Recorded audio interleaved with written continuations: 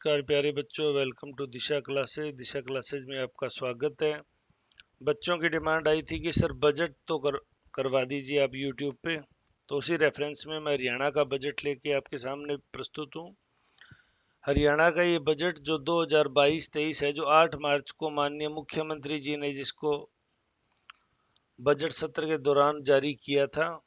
मनोहर लाल खट्टर हैं जो हमारे हरियाणा के मुख्यमंत्री हैं, वही हरियाणा के मुख्यमंत्री हैं। उनका ये बजट भाषण 8 मार्च 2022 को हुआ। जो क्या होता है, इंटरनेशनल वुमेन डे, अंतर्राष्ट्रीय महिला दिवस भी है। तो ये दो चीजें इसमें ध्यान रखने की बात है। मैं सिर्फ आपको महत्वपूर्ण चीजें कराऊंगा। ये लगभग 75 पेज का है, तो इस 75 पेज के मैटर में से लगभग 30 के करीब पेज इस वीडियो में हो जाएंगे, और इसका सेकंड पार्ट आएगा, उसमें रिमेनिंग 45 हो जाएंगे कंप्लीट। तो आइए हम इसको शुरू करते हैं टाइम वेस्ट ना करते हुए। एक उन्होंने मंत्र पढ़ा, जो पूछा जा सकता है कि ये मंत्र बजट सत्र के लिए था या नहीं था, किस सत्र के लिए था, तो वो पूछ सकते हैं। आप इसको देख लेना, मेरा इसका संस्कृत का उच्चारण इतना बढ़िया नहीं है। स्वस्ति प्रजाभ्य परिपालयन्ता न्यायेन मार्गेण महिम महिषा गो ब्रह्माण्येभ्य शुभमस्तु नित्यम लोकाम समस्ता सुखिनो भवन्तु। इसमें सबसे पहले जो पॉइंट दिया उन्होंने खट्टर साहब ने, माननीय प्रधानमंत्री श्री नरेंद्र मोदी जी का जो आत्मनिर्भर भारत बनाने का लक्ष्य है उसकी बात की। तो इसमें सवाल ये आ सकता है कि आत्मनिर्भर भारत बनाने का लक्ष्य किस वर्ष तक निर्धारित किया है, मतलब भारत को आत्मनिर्भर किस वर्ष तक बनाना है। तो 2047 तक बनाना है। तो इसमें जो जो महत्वपूर्ण बातें मैं सिर्फ आपको वही बताऊंगा। ये वीडियो आप दिशा क्लासेज पे देख रहे हैं। अगर आपको वीडियो पसंद आता है तो आप चैनल को लाइक और सब्सक्राइब करें। कोरोना का एक दिलचस्प डेट आंकड़ा सरकार ने जारी किया। कोरोना में हरियाणा में 1.08% मृत्यु दर है। मतलब जितने लोग इन्फेक्टेड हुए कोरोना से, उनमें से मात्र 1.08% की मृत्यु हुई, और 97.2% रिकवरी है, जो देश में लोवेस्ट है। तो ये एक हरियाणा का अचीवमेंट मान सकते हैं। इसके अलावा इन्होंने, भारत सरकार ने एक अमृतकाल 25 साल की जो घोषणाएं आगे प्लानिंग की, उनको 4 मेजर स्तंभों में डिवाइड किया। तो पहला सवाल, अमृतकाल कितने वर्ष का रखा है? 25 वर्ष का। सतत विकास के लिए क्या 4 स्तंभ दिए? पहला समावेशी विकास, दूसरा उत्पादकता वृद्धि, तीसरा ऊर्जा परिवर्तन, और चौथा जलवायु क्रियाशीलता। तो इन चारों के नाम आप याद कर लेंगे, चाहे तो आप नोट डाउन भी कर लें। टेलीग्राम चैनल पे दिशा क्लासेज पे ये आपको वहाँ मिल भी जाएगा। साथ में ये इंपॉर्टेंट पॉइंट है, ये भी लिखे हुए मिल जाएंगे। माननीय मुख्यमंत्री जी ने बजट में मेंशन किया कि हमने स्वास्थ्य, शिक्षा और कृषि क्षेत्रों को प्राथमिकता दी है। 3 क्षेत्रों को, कौन से? स्वास्थ्य, शिक्षा, कृषि। अब सवाल कैसे पूछेंगे, बजट में किस क्षेत्र को प्राथमिकता में नहीं रखा गया, इन 3 के अलावा कोई भी चौथा पूछ लेंगे। या कितने रुपए का आरक्षित कोष जारी किया? तो 8,585।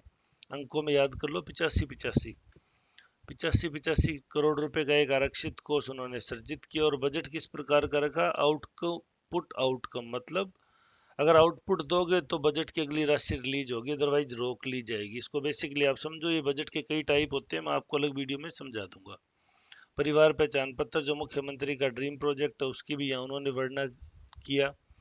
फिर मुख्यमंत्री जी ने एक डाटा पेश किया कि 2014 में जब सरकार पहली बार बनी थी, तो नाबार्ड के द्वारा जितना पैसा सरकार को जारी हो रहा था, आज उसका चौगुना पैसा हो रहा है। मतलब सरकार इस मामले में नाबार्ड से लोन प्राप्त करने में कामयाब रही।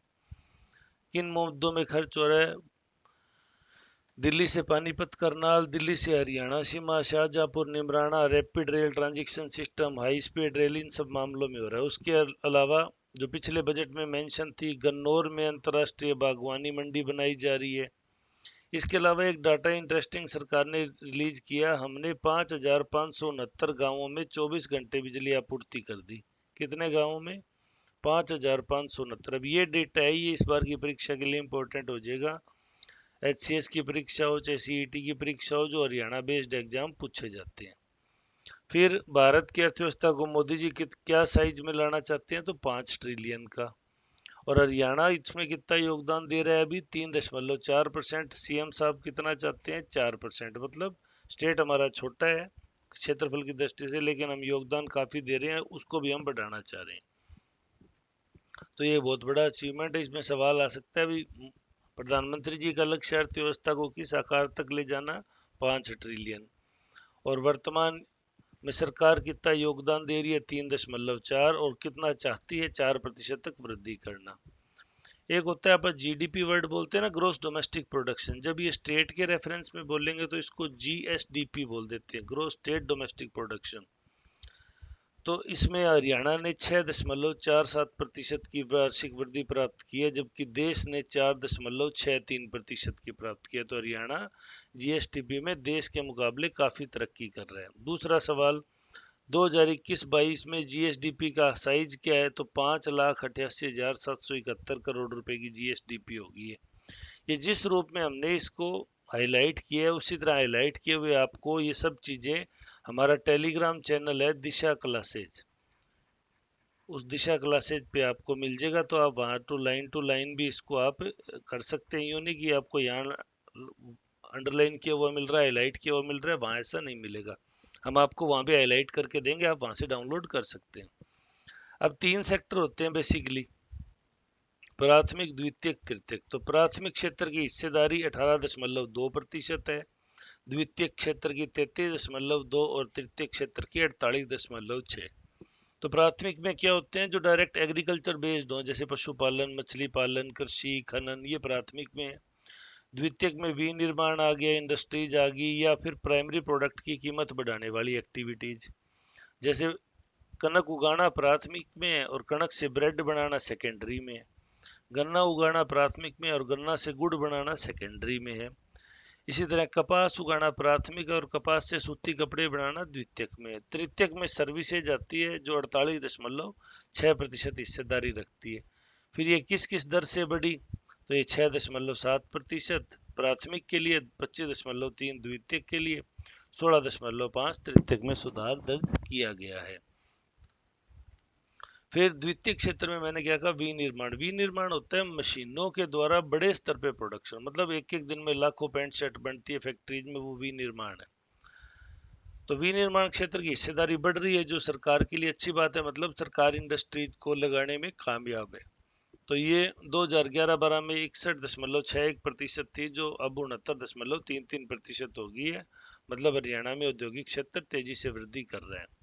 अब एक सवाल जो जनरली पूछ लिया जाता है, वर्ष 2022-23 का बजट का कुल आकार क्या था, तो ये 1,77,255.99 करोड़ रुपए था। पिछली साल के मुकाबले कितने परसेंट की वृद्धि हुई, तो ये 15.6% की वृद्धि रखता है। पिछले साल का साइज यहाँ दे रखा है, लेकिन वो जनरली नहीं पूछा जाता। एक होता है सतत विकास लक्ष्य, सस्टेनेबल डेवलपमेंट गोल। तो 17 सस्टेनेबल डेवलपमेंट गोल है। हरियाणा जिनमें 16 पे काम करते हैं, एक 14 नंबर वाले पे काम नहीं करता। 14 नंबर का उसमें है लाइफ अंडर वाटर। वो मैं आपको ना सस्टेनेबल डेवलपमेंट का जो एक अलग ही वीडियो दे दूंगा, उसके अंदर ये सारी चीजें मेंशन कर दूंगा। तो अभी तो ये देखो, बजट आवंटन में सस्टेनेबल डेवलपमेंट गोल को भी जोड़ दिया। देश में 15वां केंद्रीय वित्त आयोग बना था, जिसके अध्यक्ष कौन थे, इनके चेयरमैन थे एन के सिंह। कौन थे, एन के सिंह। पूरा नाम इनकी बात करें तो नंद किशोर सिंह। ये आर्टिकल 280 में जो बनता है ना, वही वाला वित्त आयोग है। तो इसने कहा था कि वित्तीय घाटा है वो जीएसडीपी के 4% के अंदर अंदर होना चाहिए। तो हरियाणा कितना रख रहा है, तो हरियाणा राजकोषीय घाटा तो रख रहा है 2.99, मतलब 4 के अंदर ही है। और 22-23 में कितना रहेगा, तो और भी अच्छा कर लेंगे, 2.98 ही रहेगा। तो 15वें वित्त आयोग ने इसके कितना डिसाइड किया था, 3.5% के अंदर रखना था। हम फिर भी 2.98 रखने में कामयाब होंगे। तो पहला, तो जैसे आप सभी जानते हैं, राजकोषीय घाटा होता है। दूसरा होता है राजस्व घाटा। तो राजस्व घाटा है वो भी 1.40% पे बना हुआ है, जो आगे अगले इस वर्ष 2022-23 में 1% से भी नीचे ले जाने में कामयाब हो जाएंगे। इसके अलावा ऋण और जीएसडीपी का अनुपात, भाई ऋण कितना लेती है सरकार और ग्रोस स्टेट डोमेस्टिक प्रोडक्शन के साथ उसका अनुपात कितना है, तो हरियाणा का 24.98% है। 15 वित्त आयोग ने क्या कहा था, ये कितना रखना चाहिए, ये 32.6 रखना चाहिए। हम तो कम रख रहे हैं, अच्छी बात है। जीएसडीपी में अगले साल के लिए 33.3 का है, किसने, 15वें वित्त आयोग ने, लेकिन हम 24.5 जो 2 तक रखने में कामयाब हो जाएंगे, जो हरियाणा की मजबूत आर्थिक स्थिति को दिखाता है। कुल व्यय में पूंजीगत हिस्सा बढ़ के 31.5% हो गया है। 22-23 में ये और बढ़ जाएगा, मतलब हम जो पैसे इन्वेस्ट कर रहे हैं वो असेट्स बन रहे हैं, हमें बाद में वो कमाई करके दिया करेगा। हरियाणा में सार्वजनिक बुनियादी ढांचा और सुविधाएं प्रदान करने के लिए 3 बोर्ड बने हुए हैं।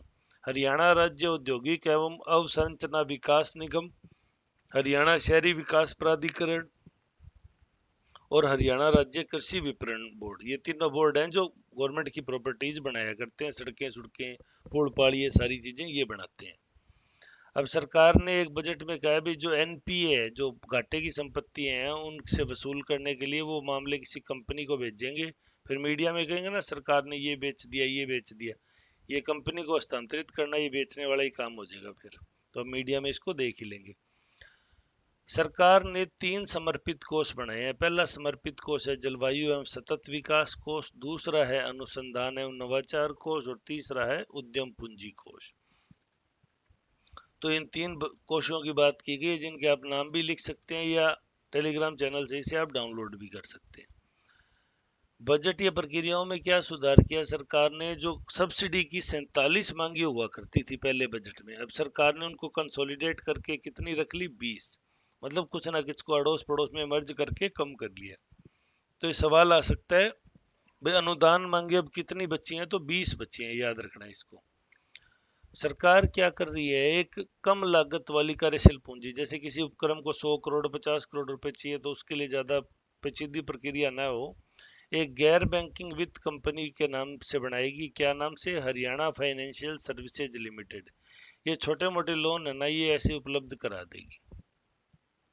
अब एक सवाल है जो एक्सपेक्टेड है, हरियाणा के विकास का कौन सा मॉडल है? Golden model, silver model, diamond model या कुछ और? तो ये वज्र मॉडल है, जिसको डायमंड मॉडल भी कहते हैं।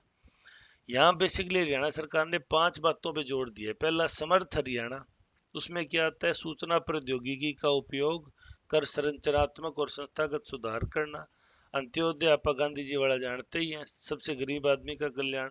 सतत विकास मतलब ऐसा विकास जो इस पीढ़ी के साथ साथ आने वाली पीढ़ियों के लिए भी संसाधनों को बचाए। संतुलित पर्यावरण मतलब ऐसा विकास करना जिसमें पर्यावरण बहुत ज्यादा दूषित न हो। और तीसरा, सहभागिता। हम पढ़ते हैं ना पब्लिक प्राइवेट पार्टनरशिप, ऐसे जीसीपी है, गवर्नमेंट कम्युनिटी पार्टनरशिप। तो जीसीपी एक नया कंसेप्ट है, तो इसको आप याद कर लें। सहभागिता का कौन सा मॉडल अपना रहे हैं? जीसीपी मॉडल अपना रहे हैं। अब हरियाणा में क्या है, सरकार के पास 66.80 लाख परिवारों का अपडेट डेटा है, जिनमें 59.22 लाख परिवारों ने तो पीपी के नाम पे अपना साइन करके डेटा अप्रूव करके दिया हुआ है सरकार को। अब प्रॉपर्टी आईडी को भी पीपी से जोड़ेंगे, फिर कह रहे हैं शहरों में प्लाट सस्ते हो जाएंगे। अंत्योदय किसने दिया था? महात्मा गांधी जी ने। क्या कहा था? मैं तुम्हें एक ताबीज देता हूँ, जो तुम दुविधा में हो, तुम्हारा अहम तुम्हारे सिर चढ़े तो इसका उपयोग करना। अपने मन मस्तिष्क में उस सबसे निर्धन और असहाय व्यक्ति के चेहरा याद करो जिसे तुमने कभी देखा, और अपने आप से पूछो जो कदम मैं उठाने जा रहा हूँ क्या उस गरीब का कल्याण होगा? ये अंत्योदय था, तो ये महात्मा गांधी जी ने भी कहा था और पंडित दीनदयाल उपाध्याय जी ने भी कहा था। सरकार क्या कर रही है? एक तो मुख्यमंत्री अंत्योदय परिवार उत्थान योजना कर रही है, तो ऐसे 1 लाख प्रतिवर्ष से कम आय के जो परिवार हैं उनको मेल अंत्योदय उत्थान मेले लगा रही है सरकार, वहां पे ले जाके कोई ना कोई काम धंधा शुरू करा के उनकी आय बढ़ाने की कोशिश कर रही है। दूसरा है बच्चों इसमें मुख्यमंत्री परिवार समृद्धि योजना, जो सबसे गरीब सामाजिक व्यक्ति को सुरक्षा मुहैया कराती है। प्रधानमंत्री सुरक्षा बीमा योजना कौन सी? वो 2 रुपए वाली। और प्रधानमंत्री जीवन ज्योति बीमा योजना वो 330 रुपए सालाना वाली। ये 2 योजनाएं हैं सरकार की, तो सरकार इन दोनों योजनाओं पे भी काम कर रही है। ठीक है। मुद्रा योजना के तहत छोटे व्यापारियों अनुसूचित जाति के लाभार्थियों के लिए कौन सी योजना चल रही है? Stand up India. तो स्टैंड अप में किस किस को लोन मिलेगा? छोटे व्यापारियों को, महिलाओं को और एससी के लाभार्थियों को। ठीक है। अब सरकार ने मार्च 2022 जो अब चल रहा है इसके बाद कह दिया कोई बीपीएल कार्ड लेने के लिए शहर नहीं जाना होगा, आपके घर दे के जाएंगे। अगर आपका आयुष्मान कार्ड है वो भी आपको घर तक दे के जाएंगे। सरकार ने वर्ष 2030 तक के लिए जो संयुक्त राष्ट्र संघ ने एसडीजी दिए है, सरकार भी उसके अकॉर्डिंग अपने बजट को फ्लेक्सिबल कर रही है। 15वें वित्त आयोग ने कहा था जलवायु परिवर्तन के लिए 10% तक आपको खर्च करना पड़ सकता है उसके प्रभावों से बचने के लिए। तो ये सतत विकास लक्ष्य का 13वां पॉइंट है। तो सरकार इस दिशा में भी कार्यक्रम कर रही है और पर्यावरण को बचाने में काफी पैसा लगा रही है। हरियाणा जल संसाधन प्राधिकरण, ये एक इम्पोर्टेंट डेटा है, आप इसको ध्यान से पढ़ लें। जल संसाधन प्राधिकरण इसने क्या किया, इसने बताया कि हरियाणा में 1948 47 में तो देश आजाद हुआ था, 1948 गांव हैं जो गंभीर रूप से भूजल की कमी वाले हैं और 85 गांव ऐसे हैं जहां जल भराव है। तो दो डेटा हो गए, 1948 और 85। 1948 गांव में तो पानी नीचे चला गया और 85 गांवों में जल भर गया, तो सेम वगैरह आ गई। तो एक्चुअल में हरियाणा जल संसाधन प्राधिकरण को कहा गया है कि आप द्विवार्षिक जल प्रबंधन योजना तैयार करो, मतलब ऐसी योजना जो 2 साल के लिए इंप्लीमेंट हो सके। तो अब देखो ये क्या फिर योजना बढ़ाते हैं। फिर सहकारिता, सरकारी सामुदायिक भागीदारी और समर्पण। अब कुछ दानवीरों ने स्कूल बनवा दिए, हॉस्पिटल बना दिए, तो सरकार कह रही है अभी उनसे वृद्धाश्रम बनवा लो, गौशाला बनवा लो, हॉस्पिटल बना लो, स्कूल बनवा लो। जो करना चाहता है उसको इस मामले में सामने लाओ, सरकार उसके साथ अच्छे से संबंध बना के उसके साथ उससे समाज सेवा के लिए काम करवाएगी। पिछले 1 साल से नई पहल समर्पण योजना शुरू की है, मतलब 3000 स्वयं सेवक है जो कि सरकार के लिए फ्री में काम करेंगे। फिर मैंने जो आपको वीडियो में शुरू में बताया था कि आज अंतर्राष्ट्रीय महिला दिवस भी है। तो महिला दिवस पे जो पुरस्कार प्रारंभ किया उसका नाम है राज्य स्तरीय पुरस्कार सुषमा स्वराज पुरस्कार। यह पुरस्कार हरियाणा की उन महिलाओं को प्रदान किया गया जो विशिष्ट उपलब्धि रखेंगी। तो इसमें क्या होगा, एक प्रशस्ति पत्र होगा और 5 लाख रुपए होगा। दूसरा, हरियाणा मातृशक्ति उद्यमिता योजना।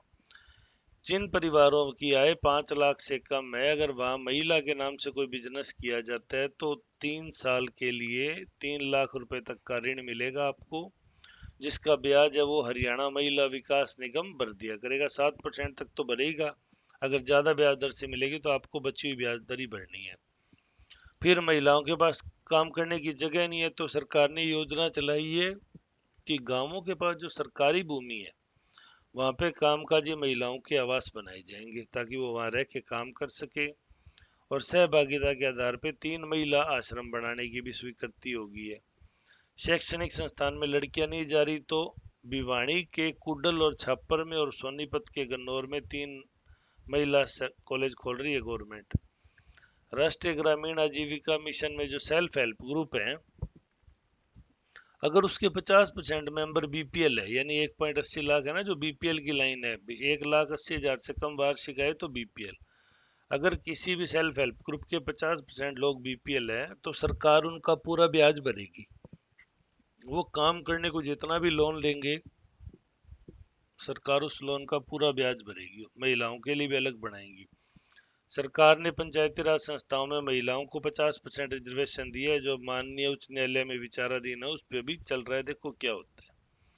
50वां पॉइंट है प्राथमिक क्षेत्र का 17% योगदान, हमने पीछे पड़े था। इसके अलावा मेरी फसल मेरा ब्यौरा, सरकार ने जो पूरे देश में पहली परियोजना है, इसमें क्या है 14 फसलों को एमएसपी पर खरीदा जा रहा है।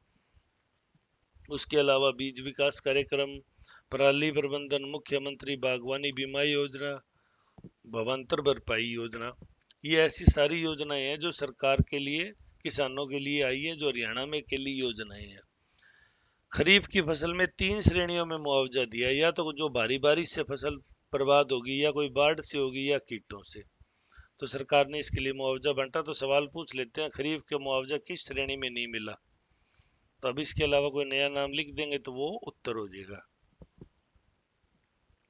सतत कृषि में अब जो खेतों में जो चीजें पैदा कर ली उसके लिए क्लस्टर बनाए जा रहे हैं कि ताकि उसको खराब होने से बचाया जा सके और सही भाव आने तक उसकी सुरक्षा हो।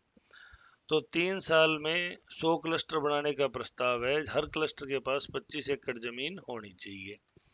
यूएनओ ने वर्ष 2023 को अंतर्राष्ट्रीय मोटे अनाज का वर्ष घोषित किया, और हरियाणा में मोटा अनाज कौन सा है, बाजरा। क्या रेट खरीदती है एमएसपी पे सरकार, 600 रुपए प्रति क्विंटल। सवाल याद रखना, 2023 यूएनओ कहता है अंतर्राष्ट्रीय मोटा अनाज वर्ष है। भिवानी में मोटे अनाज का एक क्षेत्रीय अनुसंधान केंद्र स्थापित किया जा रहा है। 2 जिले हैं कपास उत्पादक, सिरसा और फतेहाबाद, यहाँ सूक्ष्म सिंचाई की बात की सीएम साहब ने। उसके अलावा नैनो फर्टिलाइजर, डिजिटल कृषि, ड्रोन का उपयोग, ये सारी चीजें उसमें शामिल हो रही है। मृदा स्वास्थ्य कार्ड योजना हम आपको पहले ही बता चुके हैं। एक सरकार पहले क्या करती थी, सिर्फ सर्दी में होया हुआ मक्का खरीदती थी। अब जो गर्मी में पैदा होगा वो मक्का भी खरीदेगी। तो मक्का पहली क्रॉप होगी है जो सर्दी और गर्मी दोनों ऋतुओं में पैदा होने वाली को सरकार खरीद रही है। हरियाणा राज्य कृषि विपणन बोर्ड है, वो सड़क ग्रामीण क्षेत्र में सड़कें बनाएगा, तो सरकार उसके लिए बजट अनाउंस कर रही है, तो वो आप देखते रहना। हॉर्टिकल्चर विजन क्या है हरियाणा का, तो ये इंपॉर्टेंट विजन हो जाता है। विजन जरूर पूछे जाते हैं, और जो HCS जैसे बड़े एग्जाम है वहां तो पक्के ही पूछे जाते हैं। तो हॉर्टिकल्चर विजन है 2030 तक बागवानी क्षेत्र को तो दुगना, मान लो 100 एकड़ में है तो 200 एकड़, और उत्पादन को 3 गुना, मान लो 100 कुंटल हो रहा है तो 300 कुंटल बागवानी उत्पादन करना है। इसके अलावा हरियाणा में एक विशेष योजना है जो पूरे भारत में अकेले हरियाणा में है, फसल समूह विकास कार्यक्रम। ताजा फल सब्जियों की सुचारू आपूर्ति आपूर्ति के लिए एक योजना ला रखी है। फिर बागवानी मशीनरी को बढ़ावा देने के लिए और किसानों को मशीनें उपलब्ध कराने के लिए 5 मशीन बैंक भी बनवा रही है सरकार। फार्मर प्रोडक्शन ऑर्गेनाइजेशन होते हैं, जो फार्मर उगाते हैं उनके ऑर्गेनाइजेशन बने हुए हैं। तो अभी कितने स्टेट में 683 हैं, और 100 और बनाने की बात की है सरकार ने इस बजट में। लेकिन सरकार ने कहा इसमें ऑर्गेनाइजेशन में किसानों को भी शामिल करो। इसके अलावा प्रगतिशील किसान कृषि दर्शन नामक एक नया उपाय शुरू किया है, जो प्रगतिशील किसान है अदर किसानों को ट्रेनिंग दिया करेगा। हरियाणा में गरीबी दूर करने का सबसे बड़ा है पशुपालन। इसमें 1 लाख अंत्योदय परिवार वही BPL से भी नीचे, 1,80,000 से भी कम। डेयरी की पशुपालन इकाइयां, भेड़, बकरी, सुअर, पोल्ट्री फार्म के लिए सहायता दी जा रही है। हरियाणा की 3 नस्लों का, गाय की नस्लों का चर्चा बजट में किया गया, तो ये पूछे जा सकते हैं, आप ध्यान रखें। साहिवाल, हरियाणा और बेलही नस्ल, 3 नस्ल होगी, साहिवाल, हरियाणा और बेलही। अब सवाल आ जाएगा बेलही नस्ल का संबंध किससे है, तो वो गाय से है। उसके अलावा एम्ब्रियो ट्रांसफर टेक्नोलॉजी इस्तेमाल की जा रही है, मतलब जो भ्रूण है उसको बाहर लैब में बना के सीधा गाय के शरीर में ट्रांसप्लांट करेंगे। क्यों? नस्ल सुधार के लिए। हमें जो अपनी पुरानी नस्लें थी पशुओं की हाइब्रिड से पहले, वो चाहिए। और ऐसा जो बछड़ा पैदा होगा उसके मालिक को 10,000 रुपये प्रोत्साहन प्रदान किया जाएगा। मतलब एम्ब्रियो ट्रांसफर टेक्नोलॉजी से अगर बछड़ी हुई तो मालिक आजकल रख ही लेगा, वो तो खुद नेचुरल सी बात है। अगर बछड़ा हुआ तो 10,000 रुपये का सालाना उसको प्रोत्साहन देगा। भी इस बछड़े को कटवाना नहीं है गौशाला में, कटने के वो वहां नहीं भेजना कहीं कटवाने वालों के पास, इसको रखो, सरकार आपको पैसे दे रही है। पशुधन इकाइयां मुख्यमंत्री अंत्योदय परिवार उत्थान योजना के लाभार्थियों द्वारा अपनाई गई सबसे आम योजना है। तो इसमें क्या हो रहा है, गांव में गरीब घरों के पास खुद का ही घर नहीं है, तो वो पशु कहाँ रखे, तो पंचायत, ग्राम पंचायत को कहे अपनी भूमि पे एक साझा शेड बढ़ाओ। ये थोड़ा कामयाब नहीं होती इस तरह की योजनाएं, गांव आपस में झगड़े का घर बन जाते हैं, पर सरकार की मंशा अच्छी है, देखो कि अब तक कामयाबी हो जाए। तो इसके अलावा खारे और मीठे पानी में मछली और झींगा का उत्पादन होता है, तो अब जो मछली पालक है उनको भी KCC किसान क्रेडिट कार्ड जारी किए जा रहे हैं। तो ये ध्यान रखना, मछली पालन वालों को भी KCC के कार्ड जारी हो रहे हैं। इसके अलावा प्रधानमंत्री मत्स्य संपदा योजना, तो PPP, सार्वजनिक निजी पब्लिक प्राइवेट पार्टनरशिप के तहत क्या किया जा रहा है, झज्जर में एक अत्याधुनिक थोक मछली बाजार स्थापित हो रहा है। तो इस बजट में कहाँ थोक मछली बाजार स्थापित हो रहा है, तो वो हो रहा है झज्जर में। तो ये ध्यान देने की बात है। सहकारिता में जो सहकारी मिलें लगी हुई है, तो हरियाणा देश का सबसे महंगा गन्ना खरीदता है, यानी किसान को सबसे अच्छी गन्ने की कीमत हरियाणा में मिलती है। तो अब हैफेड कहाँ कहाँ क्या लगा रहे हैं, थोड़ा सा आप ध्यान दे लो। रामपुरा रेवाड़ी में तो 150 टन का एक तेल मिल लगा रहा है, तो रामपुरा रेवाड़ी में तो लग रही है तेल मिल। रोहतक में मेगा फूड प्रोजेक्ट लग रहे हैं। यमुनानगर के रादौर में क्या लग रहा है, हल्दी पाउडर प्लांट। अब सवाल आ जाएगा कि हरियाणा में कहाँ हल्दी पाउडर प्लांट लग रहा है, तो यमुनानगर के रादौर में। और हल्दी का ही oil, turmeric oil, extraction plant और 500 मीट्रिक टन के कोल्ड स्टोरेज, ये भी कहाँ लगे हैं? रादौर में।